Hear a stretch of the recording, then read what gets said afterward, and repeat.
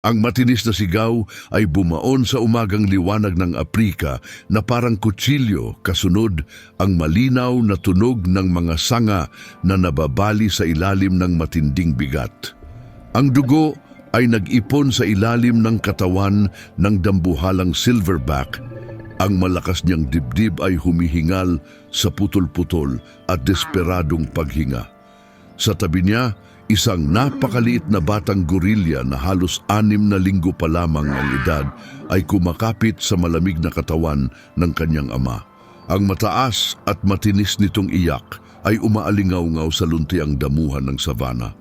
Napatigil si Ranger Marcus sa kanyang hakbang, nalaglag ang tasa ng kape mula sa kanyang magaspang na kamay habang nasaksihan niya ang resulta ng isa sa pinakamalupit na laro ng kalikasan. Ang binti ng silverback ay baluktot ng nakakasindak na ipit sa bitag ng mga mangangaso na bumaon hanggang sa buto sa kanyang pakikipaglaban para sa kalayaan. Ang bakal na kawad, basa ng dugo, ay humiwa ng malalim hanggang makita ang maputing buto sa gitna ng wasak na laman. Hindi lang ito isang sugat, ito'y isang hatol ng kamatayan na isinulat sa dalisay na paghihirap. Sa loob ng 32 taon ng pagbabantay sa mga lupang ito, natutunan na ni Marcus na ang pakikialam ang susi sa kaligtasan, ngunit winasak ng tanawing ito ang lahat ng patakarang kanyang sinumpaang sundin. Ang maliliit na daliri ng batang gorilya ay kumakapit ng mahigpit sa balahibo ng ama nito. Ang mga mata nitong parang sa tao ay nakatitig kay Marcus. May halong takot at pagsusumamo na tila umaabot lampas sa pagitan ng mga uri. Nanginginig ang mga kamay ng ranger habang inaabot ang kanyang radyo. Alam niyang 4 na oras ang layo ng pinakamalapit na veterinary station sa pamamagitan ng mapanganib na daan. Lalong humina ang paghinga ng silverback. Bawat pagbuga ng hangin ay may dalang amoy ng dugo na lumilipad sa mga acacia tree. Nakakita na si Marcus ng maraming nilalang na kinitil ng kamatayan sa kagubatan. Pero ang panoorin ang isang nilalang na tulad nito na unti-unting nawawala habang ang kanyang anak ay umiiyak sa pagkabigla, ay tumama sa isang bahagi ng kanyang puso na hindi pa niya naramdaman noon. Hindi makaliligtas mag-isa ang sanggol. Kailangan ng isang batang gorilya ang patuloy na pag-aalaga, init at gatas sa loob ng unang taon. Kung walang tutulong, ilang araw lang ay susunod na ito sa ama. Isa na namang biktima ng kasakiman ng tao. Bago natin makita ang susunod na mangyayari, pindutin mo muna ang like button kung naniniwala kang bawat buhay ay karapat-dapat lumaban para mabuhay. Nagdesisyon si Marcus, isang desisyong maaaring magdulot ng pagsisisi o tagumpay sa buong buhay niya. 2 milya sa silangan, malapit sa isang luma ng tubigang lugar, nakatira ang isang leonang ilang taon na niyang minamasdan. Pinangalanan nila itong Serenity dahil sa hindi pangkaraniwan itong kalmadong ugali. 3 linggo lamang ang nakalipas mula nang mamatayan ito ng lahat ng anak dahil sa mga hyena, at nakita ni Marcus kung paano nito isa-isang inilibing ang mga wala ng buhay na kuting sa isang mababaw na hukay. Bawat galaw ay may kasamang matinding lungkot. Ang mga utong nito ay namamaga pa rin. May tumutulong gatas na hindi na magagamit, habang ang mga maternal hormone nito ay tila nag-aalab ngunit walang mapaglalabasan. Isa itong kabaliwan, lubos na kabaliwan. Mga leon ang pinakamapangahas na mga ngaso sa kagubatan at maaaring maging biktima nila ang mga gorilya. Pero nakita ni Marcus ang isang bagay kay Serenity na lumalaban sa karaniwang kaalaman. Isang kabaitan na umaabot kahit sa mga batang antelope na minsang lumalapit sa kanyang teritoryo. Marahil ang kanyang pagdadalamhati ang naging dahilan, o marahil ang ilang nilalang ay may pusong lagpas sa mga nilikhang batas ng kalikasan. Nang ibalot ni Marcus ang ulilang sanggol sa kanyang jacket, Naramdaman niya ang tibok ng puso nito na parang isang ibong na trap sa dibdib. Ang iyak ng batang gorilya ay naging mahihinang hikbi na lamang, habang ang kanyang maliliit na kamao ay mahigpit na nakakapit sa damit ni Marcus.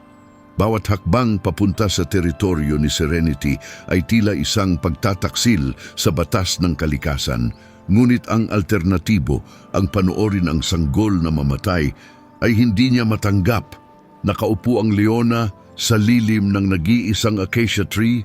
Ang gintong katawan nito ay kitang-kita sa gitna ng luntiang damo. Itinaas nito ang ulo nang lumapit si Marcus. Ang mga mata nitong kulay amber ay sumusunod sa bawat galaw niya. Huminto siya sa layong 30 metro at ang tibok ng kanyang puso ay tila napakalakas na baka marinig ng leon. Dahan-dahan at may buong ingat, inilapag niya ang nakabalot na sanggol sa lupa sa pagitan nila. Ang batang gorilya na nakaramdam ng pag-iwan ay muling umiyak, isang matinis at matinding iyak na para bang punit mismo sa himpapawid ng umaga. Isa itong sigaw ng dalisay na pangangailangan, ang universal na iyak ng isang sanggol na humahanap sa kanyang ina. Umangat ang tainga ni Serenity, ang malaki niyang ulo ay bahagyang tumagilid sa tila pagtatakang may halong pagkausisa. Tumayo siya ng buong grasyang parang tubig. Ang bawat kalamnan ay gumagalaw sa ilalim ng kanyang balahibo habang dahan-dahang lumalapit sa bundle. Pinigil ni Marcus ang paghinga habang ibinababa ni Serenity ang kanyang ulo sa sanggol. Kumislot ang kanyang mga butas ng ilong habang inaamoy ito. Hindi biktima, hindi leon, kundi isang bagay na kakaiba. Ang batang gorilya sa kanyang kawalang malay ay iniunat ang isa niyang kamay papunta sa mukha ng leona. Ang maliliit nitong daliri ay halos kasing liit lamang ng mga balbas ni Serenity. Parang tumigil ang oras sa sandaling iyon. Ang buong savana ay tila naghintay ng kasagutan. Ang sumunod na nangyari ay taliwas sa 5 milyong taon ng ebolusyon. Lumabas ang magaspang na dila ni Serenity na ginawa upang kayurin ang laman mula sa buto, at dahan-dahang dinilaan ang mukha ng sanggol. Tumugon ang batang gorilya sa isang mahinang huni. Ang kanyang maliliit na kamay ay humawak sa nguso ng leon. Humiga si Serenity sa lupa. Ang malakas niyang katawan ay yumakap sa sanggol na tila proteksyon. Sa mga galaw na labis na banayad para sa isang nilalang na kayang pumatay ng kalabaw, itinulak niya ang sanggol papunta sa kanyang namamagang utong. Ang sanggol, ginagabayan ng likas na instinct, ay kumapit at nagsimulang sumuso.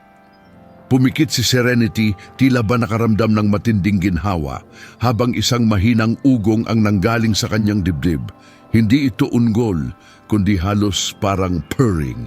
Napanood ni Marcus habang tumutulo ang luha sa kanyang pisngi, ang isang mandaragit na naging tagapangalaga, ang pagdadalamhati na naging layunin. Manatili ka sa amin dahil ang mga susunod na buwan ay magpapabago sa lahat ng iyong paniniwala tungkol sa kaharian ng mga hayop. Kumalat ang balita ng imposibleng pag-aampon sa buong istasyon ng mga ranger na parang apoy. Dumating ang mga veterinaryo at eksperto sa pag-uugali ng hayop. Nagtayo ng mga pwesto para sa pagmamasid sa ligtas na distansya. Isinulat nila ang bawat galaw, bawat sandaling hindi dapat umiral ayon sa kanilang mga aklat. Si Serenity ay hindi lang basta pumayag. Naging isa siya sa pinakamatatag at pinakamaalagang ina na nakita ng savana. Ang batang gorilya na pinangalanan ng mga ranger na Jabari, ibig sabihin ay matapang sa Swahili, ay lumaking malusog sa ilalim ng pag-aalaga ni Serenity. Nililinis niya ito ng may parehong maingat na pag-aasikaso na ibibigay sana niya sa sarili niyang mga anak, at kahit magaspang ang kanyang dila, kailanman ay hindi nasaktan ang mas marupok na balat ni Jabari. Kapag umiiyak ito sa gabi, niyayakap niya ito ng kanyang malaking katawan. Ang init niya ay nagsisilbing panangga laban sa dilim. Sinubukan pa nga niyang turuan si Jabari manghuli, kahit mas interesado ang maliit sa mga uod at prutas na nakakalat sa sahig ng savana. 3 buwan ang lumipas sa kabila ng lahat ng posibilidad. Lalong lumakas si Jabari, ang kanyang maitim na balahibo'y naging makapal at makintab at ang mga mata niya'y nagniningning sa talino. Sumasakay siya sa likod ni Serenity na parang pinakakakaibang pasahero sa mundo.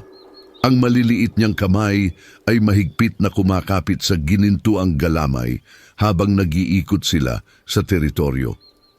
Lumalayo ang ibang leon kapag sila'y napapansin, litong-lito, ngunit ayaw makipagsapalaran sa masidhing tapang na ipinapakita ni Serenity bilang ina kapag may lumalapit. Ang ugnayan nila'y hindi lang pisikal. Napansin ni Marcus na nagkakaintindihan sila sa paraang hindi maipaliwanag ng siyensya. Kapag natatakot si Jabari, lumilitaw si Serenity bago pa man ito umiyak. Kapag nangangaso si Serenity, naghihintay si Jabari sa ilalim ng paborito nilang acacia tree na parang alam niya kung kailan ito babalik. Nakabuo sila ng sarili nilang wika gamit ang haplos, tunog at galaw, isang koneksyon na mas malalim pa sa dugo. Si Dr. Sarah Winters, isang kilalang primatologist, ay naglaan ng ilang linggo para pagmasdan sila. Ang nasasaksihan natin, sulat niya sa kanyang journal, ay isang hamon sa pangunahing pagkaunawa natin sa instinct ng pagiging ina. Hindi ito basta pagtitiis o pagkalito. Ito'y aktibong pagmamahal na may malay na lumalagpas sa hangganan na inakala nating hindi kayang tawirin. Ngunit may paraan ang kalikasan para subukin kahit ang pinakadipangkaraniwang ugnayan. Sa 5 buwan ng kanilang di kapanipaniwalang pagsasama, dumating ang sakuna gaya ng biglaang bagyo. Isang grupo ng 3 lalaking leon, mga magkakapatid na pinalayas sa kanilang sariling pride at naghahanap ng bagong teritoryo, ang nakadiskubre sa lugar ni Serenity. Unang nakita ni Marcus ang mga ito habang siya'y nagronda sa umaga. Malalaki, may peklat at may mga galamay na parang usok, ang kanilang mga matay puno ng kamatayan. Ang mga lalaking leon ay kilala sa pagpatay ng mga batang hindi kanila upang muling mapainit ang mga babaeng leon. Para sa kanila, si Jabari ay hindi isang kakatwang nilalang na dapat patawarin. Isa lang siyang kalaban na kailangang alisin ng lamig ang dugo ni Marcus nang mapagtanto niyang sinusundan ng mga lalaki ang amoy ni Serenity na magdadala sa kanila sa mismong lugar kung saan siya nagpapahinga kasama si Jabari. Mabilis siyang bumalik sa istasyon at kinuha ang kanyang baril na may pampatulog. Kahit alam niyang walang silbi ito laban sa 3 leon, pagsapit niya sa lugar, nagsimula na ang komprontasyon. Naipit na nila si Serenity at Jabari sa isang kumpol ng bato, ang kanilang mga katawan ay nakababa at mapanganib. Ang mga pag-ungol nila'y yumanig sa lupa. Nakakapit si Jabari sa likod ni Serenity. Ang mga iyak niyang puno ng takot ay humahalo sa mapanlaban na galit ni Serenity. Pumuwesto si Serenity sa pagitan ng mga leon at ng kanyang inampon na anak. Bawat kalamnan niya'y handang makipaglaban. Pero mas marami sila, mas mabigat, at alam yon ng lahat, ang pinakamalaki sa kanila, may galamay na puno ng tuyong dugo ang nagsimulang umiikot, isang nakamamatay na galaw ng pananakot. Ang kanyang mga kapatid ay pumuwesto sa gilid, bumuo ng isang hindi matatakasan na tatsulok ng kamatayan. Mabilis ang naging atake. Ang unang lalaking leon ay tumalon patungo kay Jabari, nakanganga para sa isang pagkitil. Hinarap siya ni Serenity sa ere. Ang mga kuko niya'y bumaon sa mukha nito. Ang kanyang pangay tumama sa leeg. Bumagsak silang dalawa sa lupa na parang isang buhol ng galit, pero gumalaw na rin ang 2 pang leon. Isa ang kumagat sa kanyang likod na binti, habang ang isa na may umiikot papunta kay Jabari. Huwag kang aalis dahil ang susunod na mangyayari ay magbabalik ng iyong paniniwala sa mga himala. Doon nangyari ang hindi maisip. Mula sa mga nagkakahiwa-hiwalay na acacia tree ay lumabas ang tunog na nagpahinto sa lahat ng nilalang sa paligid. Ang pagpalo sa dibdib ng isang galit na silverback gorilla. Pero hindi lang isa, 3 dambuhalang lalaki ang lumabas mula sa mga palumpong, kabilang na ang tiyuhin ni Jabari na ilang buwan nang naghahanap sa kanyang pamangkin. May mga ulat na tumaas ang galaw ng mga gorilya sa lugar. Pero walang nakaugnay ito kay Jabari. Sumugod ang mga silverback na parang pagguho ng bundok. Ang pinagsamang bigat nila'y lampas, 1 toneladang purong galit na mapagprotekta. Kanina'y nanonood lamang sila, nagtatanong kung bakit may kasamang leon ang isa sa kanila. Pero nang makita nilang nanganganib ito, may isang sinaunang likas na damdamin ang naantig. Ang mga gorilya'y ipinaglalaban ang kanilang kabataan kahit sino pa ang nagpalaki sa mga ito. Ang pangunahing silverback ay sumalpok sa lalaking leon na nagbabantang saktan si Jabari. Ang kanyang malalaking kamao ay nagbagsak ng mga suntok na kayang magdurog ng buto. Ang dalawa pa'y hinarap ang natitirang mga leon. Ang kanilang mga sigaw ay humalo sa mga pag-ungol ng leon. Isang kaguluhang tunog ng sinaunang labanan, isang banggaan ito ng mga uring hindi dapat nagtagpo na pinasimulan ng isang ugnayan na hindi dapat umiral. Si Serenity, duguan mula sa kanyang mga sugat, ay ginamit ang kaguluhan upang kunin si Jabari at tumakas papunta sa mas mataas na lugar. Pero hindi siya tumakbo palayo.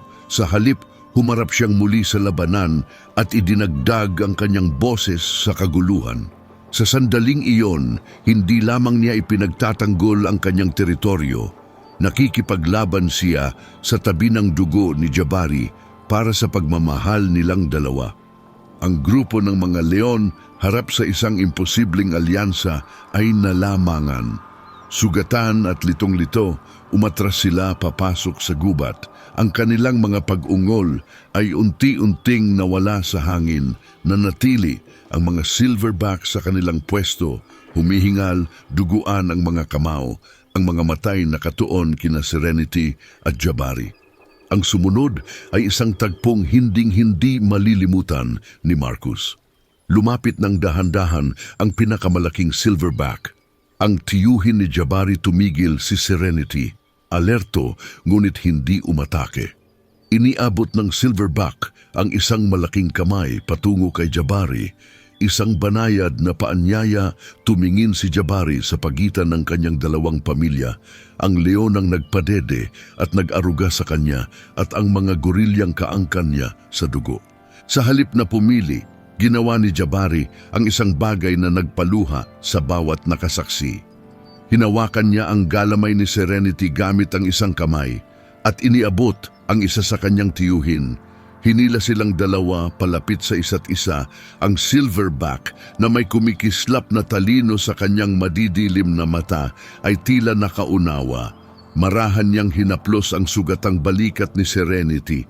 Isang kilos ng pasasalamat na lampas sa pagitan ng mga uri. Mula sa araw na iyon, nabuo ang isang hindi pa kailanman nangyaring ugnayan. Ginugol ni Jabari ang araw kasama ang tropa ng mga gorilya, natututo ng kanilang paraan, ngunit gabi-gabi siyang bumabalik kay Serenity. Ang mga silverback na noong unay may pagdududa ay natutong tanggapin at igalang pa nga ang leonang nagligtas sa isa sa kanila. Madalas silang makitang nagpapahinga malapit sa isa't isa, isang mandaragit at isang primate na pinag-isa ng pagmamahal sa isang munting nilalang na kabilang sa parehong mundo. Kung naniniwala kang ang pag-ibig ay walang hangganan, pindutin mo ang like button at ibahagi ang kahangahangang kwentong ito.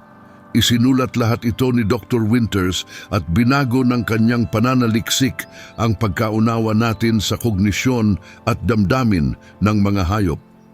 Nasaksihan natin ang pagsilang ng isang bagong uri ng pamilya. Sulat niya, Isang pamilya na hindi binuo sa dugo o instinct, kundi sa pagpili at pagmamahal. Hindi nawalan ng pamilya si Jabari para lang makahanap ng bago. Lumilikha siya ng panibagong anyo ng pamilya. Habang lumalaki si Jabari, hinubog siya ng kanyang natatanging pagpapalaki sa isang pambihirang nilalang. Taglay niya ang lakas at talino ng kanyang lahi bilang gorilya, ngunit pati ang tapang at kamalayang panghuli na itinuro sa kanya ni Serenity, siya'y naging tulay sa pagitan ng mga mundo, madalas umaayos ng tensyon kapag nagkakaroon ng di pagkakaunawaan sa mga lugar na inuminan ng tubig ng iba't ibang hayop. Nahuli ang mga mangangaso na naging dahilan ng pagkaulila niya makalipas ang 3 buwan, bahagi ng pagtaas ng pondo para sa kampanya laban sa pangangaso na naudyok ng pagsikat ng kwento ni Jabari sa buong mundo. Ang kanyang kwento'y naging simbolo ng pag-asa, patunay na kahit sa pinakamadilim na sandali, kayang tumawid ang pag-ibig sa imposible. Ngayon si Jabari ay ganap ng silverback, kahanga-hanga sa kanyang lakas, ngunit banayad ang kaluluwa. Siya na ang pinuno ng sarili niyang tropa, ngunit sa bawat kabilugan ng buwan, bumabalik siya sa ilalim ng acacia tree, kung saan namamahinga pa rin si Serenity tahimik ang kanilang muling pagkikita, isang marahang haplos, mahinang tunog o sandaling katahimikan na punong-puno ng kahulugan. Tumatanda na siya, bihira ng manghuli, ngunit ang mga mata niyang kulay amber ay nagniningning pa rin sa matinding pagmamalaki tuwing nakikita siya. Si Marcus, na ngayon ay retirado na, ay madalas maupo sa malayo, pinapanood ang kanilang muling pagkikita habang luhaan ang mga mata. Naalala niya ang umagang puno ng takot kung kailan siya gumawa ng imposibleng desisyon, ang ilagay ang isang ulilang sanggol sa pagitan ng 2 uri at manalangin para sa isang himala. Ang kinalabasan ay hindi lamang kaligtasan, ito'y naging bagong kahulugan ng salitang pamilya. Ang relasyon ni Jabari, Serenity at ng tropa ng mga gorilya ay naging patunay ng kapangyarihan ng pagpili kaysa instinct at ng pagmamahal kaysa dugo.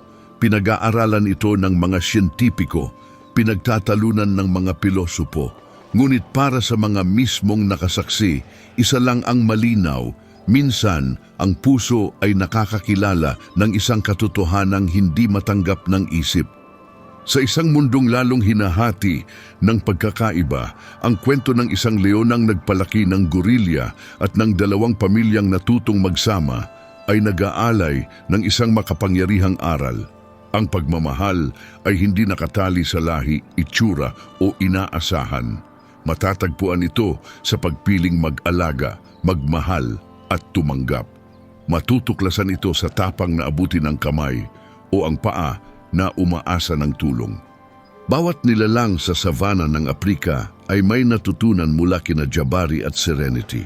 Ang mga antelope ay mas hindi natakot. Pakiramdam ang pagbabagong naganap sa mandaragit na pinili ang pagmamahal kaysa instinct. Ang ibang leon ay nagmasid at sa sarili nilang paraan naging mas mapagparaya sa kaibahan. Pati ang mga hyena, na kilala sa pagiging oportunista, ay tila ginagalang ang hangganan ng kakaibang pamilyang ito. Ang pinakabuod na ipinakita ng imposibleng pag-aampon na ito ay na ang kamalayan, ang tunay na pagkaalam at pagpili ay umiiral sa buong kaharian ng mga hayop sa paraang ngayon pa lang natin nauunawaan.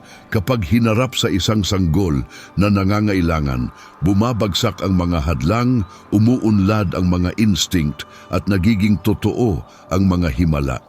Mag-subscribe para marinig pa ang mga kwentong kahanga-hanga tungkol sa kamalayan ng mga hayop at ibahagi ito sa isang taong kailangang maniwala sa imposible ngayon.